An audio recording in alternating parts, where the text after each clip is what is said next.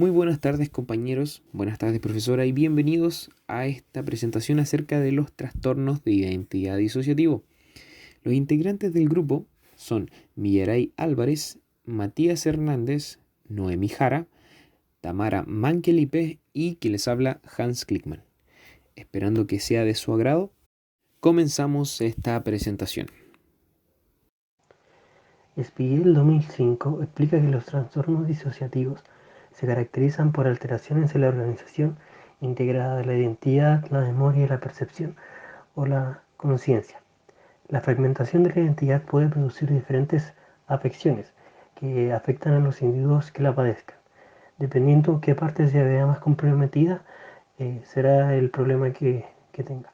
Si los recursos están mal integrados, el trastorno resultará ser una amnesia disociativa.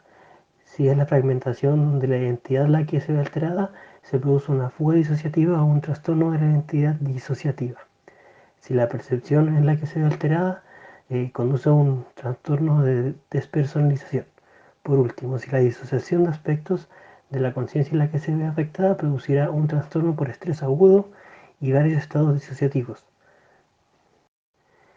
Nuestra investigación se centra principalmente en el trastorno de identidad disociativo. A continuación explicaremos en qué consiste este trastorno y su etiología, pronóstico, criterios de evaluación y sus posibles tratamientos, y farmacología asociada. A esta además expondremos un caso clínico para facilitar el entendimiento de este trastorno. El trastorno de identidad disociativo, o de identidad múltiple como se conoce popularmente, es un trastorno que se caracteriza por la presencia de dos o más estados de personalidad o identidades distintas, que controlan el comportamiento del sujeto de manera alternante y duradera. Cada personalidad posee su imagen particular, identidad, nombre, historias, actitudes, comportamientos y sentimientos. Son definidas pero no son deseadas ni voluntarias. Suelen ser muy diferentes, ya que cada identidad tiene su propio patrón para percibir, relacionarse y pensar sobre sí mismo y el mundo. Las personas con trastorno de la identidad disociativa muestran sucesivamente dos o más estados de la personalidad o episodios de posesión y de amnesia. También experimentan una sensación subjetiva de conflicto, confusión e incertidumbre con respecto a su identidad, así como también conductas objetivas que son expresiones observables. La aparición y sucesión de identidades disociativas va a depender del entorno cultural, ya que también las personalidades pueden pertenecer a sexos opuestos, a otras familias, diferentes razas, edades, etc. Las personas con trastorno de identidad disociativo sufren de amnesia disociativa, que se manifiesta por lagunas en el recuerdo de experiencias personales significativas y alejadas en el tiempo, como también por el olvido de experiencias cotidianas o de acciones llevadas a cabo recientemente, o por medio de fugas disociativas en el transcurso de las cuales pueden hallarse en determinadas situaciones sin recordar cómo han llegado a ellas. El paciente con este trastorno disociativo puede exhibir diferentes identidades. Dentro de esta existen diversos tipos de personalidades. Es por esto que es necesario identificar la personalidad primaria, o también llamado anfitrión o host. Esta personalidad oficial puede ser pasiva, dependiente, culpable y depresiva, mientras que la identidad alternativa puede ser dominante y agresiva. Un aspecto esencial de este trastorno es la cualidad amnésica de las personalidades alternativas mostrada por la personalidad primaria. Es así que estas identidades pueden mostrar diferentes tipos de amnesia. Cuando la amnesia es simétrica, las identidades no tienen conocimiento una de las otras.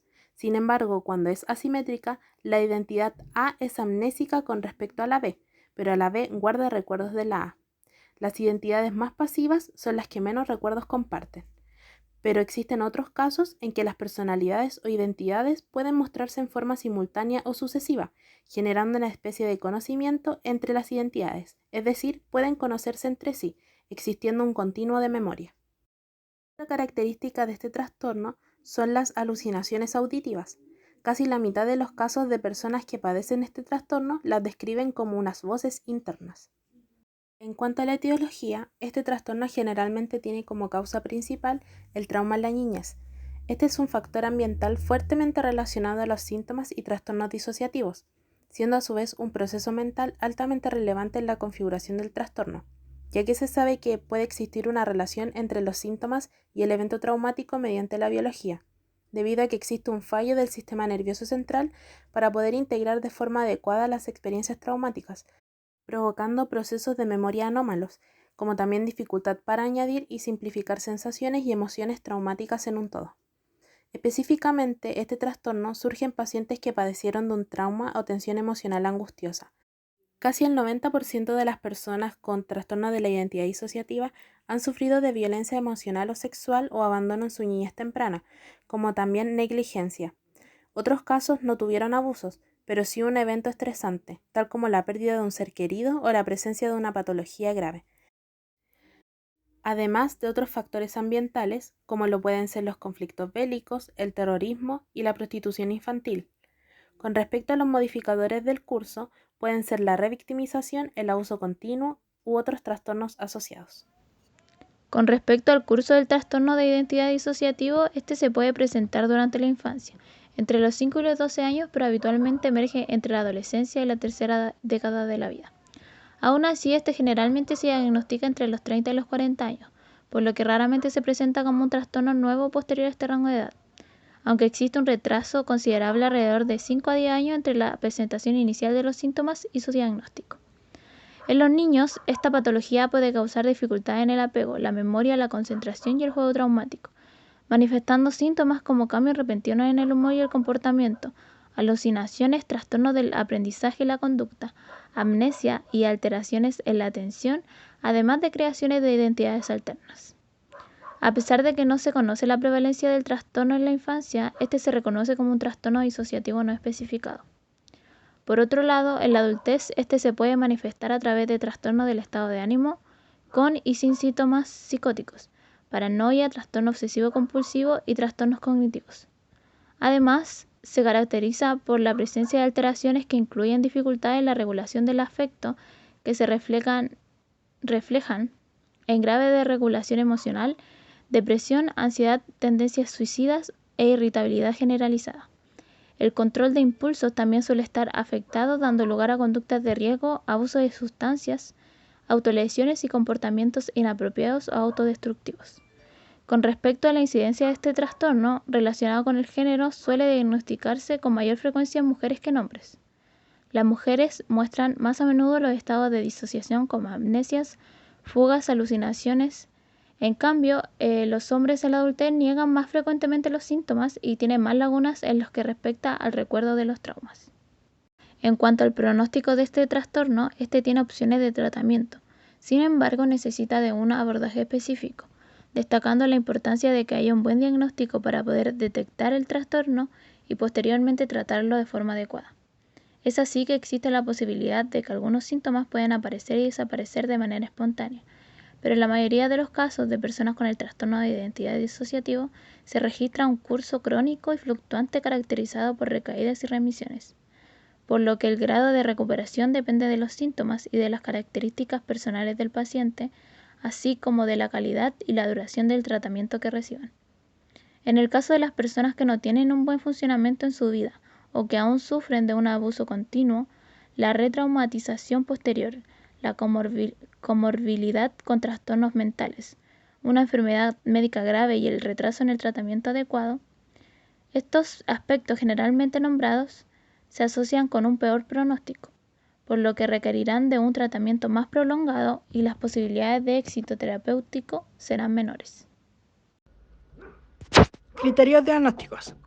Según el DSM-5, el cual es el volumen estandarizado más utilizado en el TID, los criterios diagnósticos son: 1. Perturbación de la identidad, que se caracteriza por 2 o más estados de la personalidad bien definidos, que se puede describir en algunas culturas como una experiencia de posesión. La perturbación de la identidad implica una discontinuidad importante del sentido del yo y del sentido de identidad, acompañado de alteraciones relacionadas al afecto, el comportamiento, la conciencia, la memoria, la percepción, el conocimiento o el funcionamiento sensitivo-motor. Estos signos y síntomas pueden ser observados por parte de otras personas o por el individuo. 2. Los síntomas causan malestar clínicamente significativo o deterioro en lo social, laboral u otras áreas importantes del funcionamiento. 3. Lapsos recurrentes en la memoria de acontecimientos cotidianos, información personal importante o sucesos traumáticos incompatibles con el olvido diario. 4. Los síntomas no se pueden atribuir a los efectos fisiológicos de una sustancia, por ejemplo, laguna mental o comportamiento caótico durante la intoxicación alcohólica u otra afección médica, por ejemplo, la epilepsia parcial compleja. Pero también está el modelo de síntomas propuesto por Paul Dell, que es actualmente el más completo ya que aborda todos los síntomas presentes en el DSM-5, en el SCID, DR y en el DES, más algunos añadidos que constituyen los modelos de evaluación de síntomas más importantes. Síntomas disociativos directos, ordenados por orden de frecuencia.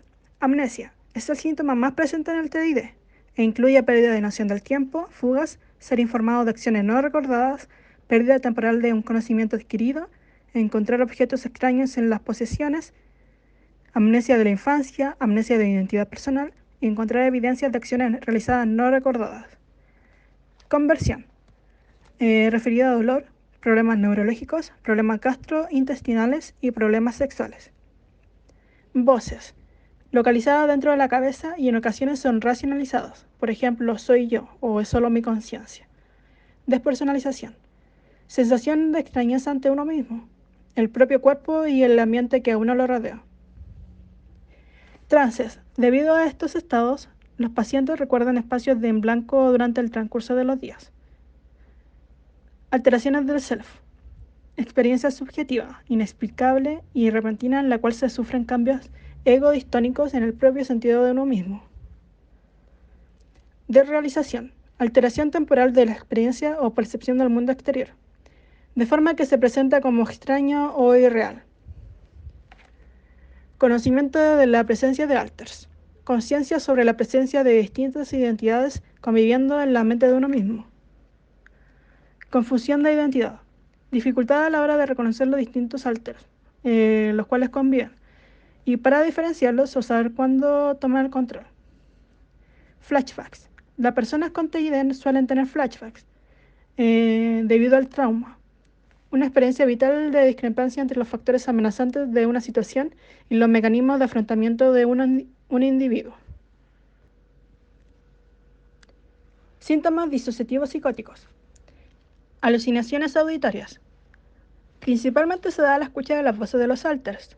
Se procesa el componente auditivo de los flashbacks disociativos y existen alucinaciones auditorias psicóticas reales. Alucinaciones visuales. Principalmente se da la visualización de las personalidades alter, en la mente o externamente. Se procesa el componente visual de los flashbacks y existen alucinaciones visuales psicóticas reales. En 1980, los investigadores de este trastorno se centraron solamente en estos síntomas, por lo que se solían realizar diagnósticos erróneos. Por ejemplo, se diagnosticaba esquizofrenia, por lo que un buen criterio diagnóstico es importante para que no se vuelva a realizar este tipo de errores en la actualidad. Bueno, la psicoterapia es una de las opciones más recomendadas para el tratamiento del TIC. Suele usarse técnicas de la terapia cognitivo-conductual. Estas son vistas como la alternativa más conveniente para el tratamiento de muchas patologías mentales no psicóticas, evidenciando superioridad ante el placebo y otros tratamientos convencionales. Algunas técnicas que se recomiendan son la psicoeducación. La idea de esto es remarcar la necesidad de que el paciente conozca el funcionamiento de su cuerpo, dando psicoeducación acerca del trastorno y de las personalidades, remarcando las distintas necesidades y brindando comprensión de cada una de ellas. También suele utilizarse la reestructuración cognitiva. Es esencial que los pacientes con TIC se den cuenta de todos los pensamientos que proceden de las distintas personalidades, para que se pueda distinguir cuál es él y cuáles son los pensamientos de las demás personalidades. Otras técnicas que se pueden utilizar son la regulación del estrés, el afrontamiento, técnicas de relajación o técnicas de regulación emocional. Bueno, como farmacología se pueden encontrar distintos medicamentos, como por ejemplo la trazodona. En adolescentes y niños de 6 a 18 años de edad se recomienda inicialmente 1,5 a 2 miligramos por kilo por día, o en dosis dividida, aumentando gradualmente en intervalos de 3 a 4 veces por día, según la necesidad. Las dosis divididas no pueden exceder los 400 miligramos por día. El beneficio que causa la trazodona son efectos ISRS. Estos son inhibidores selectivos de la recepción de serotonina. Estos son los antidepresivos que Se recetan con más frecuencia y pueden aliviar los síntomas de la depresión moderada o grave. Son relativamente más seguros y por lo general ocasionan menos efectos secundarios que otros tipos de antidepresivos. También pueden utilizarse antidepresivos tricíclicos de 10 a 50 miligramos de amitriptilina. Estos son antidepresivos que pueden aumentar los efectos de los ISRS. También se pueden utilizar mirtazapina. Hay que decir que los niños no deben tomar este medicamento, pero si en algunos casos el doctor decide que es la mejor forma de poder tratar su trastorno, se puede ocupar. Debe aplicarse en dosis de 15 a 30 miligramos antes de acostarse. Y esto tiene efectos coadyuvantes de los antidepresivos. El caso clínico que les presentaremos a continuación es el de un joven de 16 años de origen latinoamericano que reside en España desde los 6 y que mantiene antecedentes de tratamiento en un centro de salud mental desde los 14. El motivo de consulta que se presentaba era alteraciones conductuales. En el domicilio familiar eran amenazas, heteroagresividad verbal, física y agresividad hacia los objetos, conductas autolesivas, venta de objetos de valor y nula tolerancia a la frustración. En el ámbito escolar se consideraba el absentismo y el fracaso académico, y a nivel social las alteraciones conductuales estaban relacionadas a hurtos y tráfico de drogas. Según relata el propio paciente, tras la exposición reiterada a la situación traumática, comenzó a notar la presencia de 4 personalidades diferentes, las cuales se identificaban como varones, ajenas a su propia identidad y que se dirigían a él en forma de voces. En este contexto es cuando el paciente comienza a realizar autolesiones, las cuales consistían en cortes en los brazos y muslos, y meses más tarde inició el consumo de drogas. Según relata el propio paciente, tras la exposición reiterada a la situación traumática, comenzó a notar la presencia de 4 personalidades diferentes, las cuales se identificaban como varones, ajenas a su propia identidad y que se dirigían a él en forma de voces.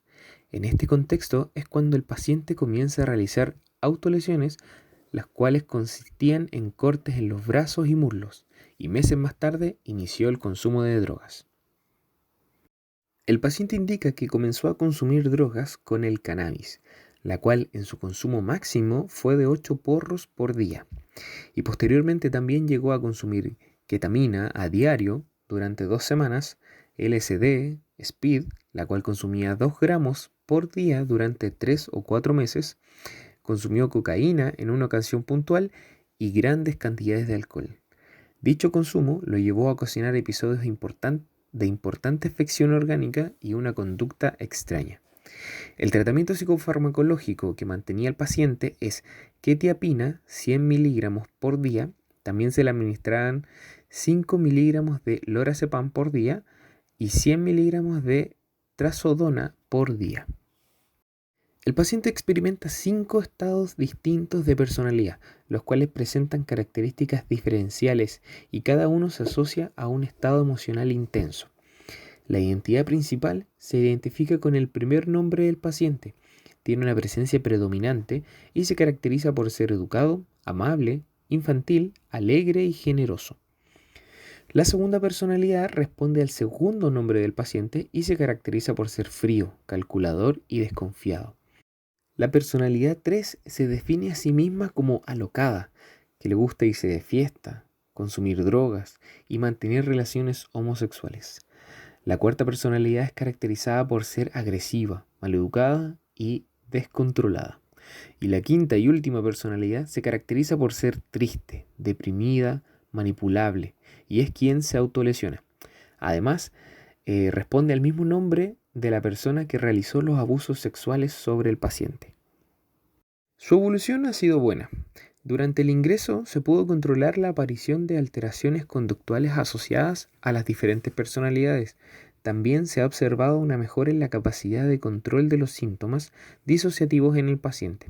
A nivel familiar, el paciente retomó contacto con otros miembros familiares y a nivel farmacológico se ha retirado el neuroléptico y se sustituyó el ansiolítico de lorazepam por 375 miligramos de pregabadina. En cuanto al abordaje psicoterapéutico del trastorno de identidad disociativa, se divide en 4 fases. La primera es la fase de estabilización, fase en la que se encuentra el paciente, y en esta se inicia el proceso de psicoeducación. Se debe establecer un contacto terapéutico con el paciente que incluya un autocuidado adecuado, el terminar con las conductas autolesivas, la búsqueda de recursos positivos y una guía hacia la realidad del trastorno. La segunda fase es la que se conoce como fase del trabajo con las partes, la cual está centrada en establecer una buena alianza terapéutica, modificar el estado de discusión y la lucha interna entre las partes fragmentadas de la identidad por el diálogo y la comprensión, establecer un sistema de ayuda interna y enfocar las colaboraciones entre partes a conseguir objetivos adaptativos en el mundo externo. La tercera es la fase de procesamiento del trauma y para ello es necesario funcionar las memorias explícitas e implícitas en una narrativa comprensible de los eventos y de las secuelas del incidente traumático. Eliminar los síntomas de hiperactivación autonómica que están en conexión con dichas memorias y relegar el evento traumático al pasado. Y por último, la cuarta fase, que se conoce como fase de integración y posintegración. La integración incluye la asociación de lo previamente disociado, la reconexión de las partes divididas, permitiendo el desarrollo de funciones mentales más globales y elevadas.